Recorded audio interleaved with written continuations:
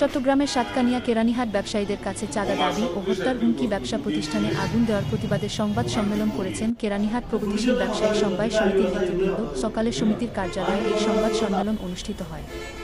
সংবাদ সম্মেলনে লিখিত বক্তব্যে সমিতির সভাপতি জয়নাল আবেদীন বলেন, 5 জন ব্যবসায়ী থানায় লিখিত অভিযোগ করার পরেও এখনো পর্যন্ত পুলিশ প্রশাসন কোনো পদক্ষেপ গ্রহণ করেনি। আগামী 7 দিনের মধ্যে হুমকিদাতাকে আটক না করলে চট্টগ্রাম কক্সবাজার মহাসড়ক অবরোধ সহ 4 দফা দাবির কথা বলেন তিনি। এ সময় আরও উপস্থিত ছিলেন ব্যবসায়ী সমিতির সাধারণ সম্পাদক মঞ্জুর আলম, আব্দুল গফুর, সাংগঠনিক সম্পাদক, অর্থ সম্পাদক জাবেদ সহ সমিতির সকল সদস্য এবং ব্যবসায়ী সদস্যবৃন্দ। ব্যবসায়ী সমিতির আওতাভুক্ত সমস্ত ব্যবসা প্রতিষ্ঠান আমরা বন্ধ করব বা বন্ধ করে রাখবো, ধর্মঘটের ঘোষণা দেব আর কি। তারপর এরপরেও যদি প্রশাসন আসামিদেরকে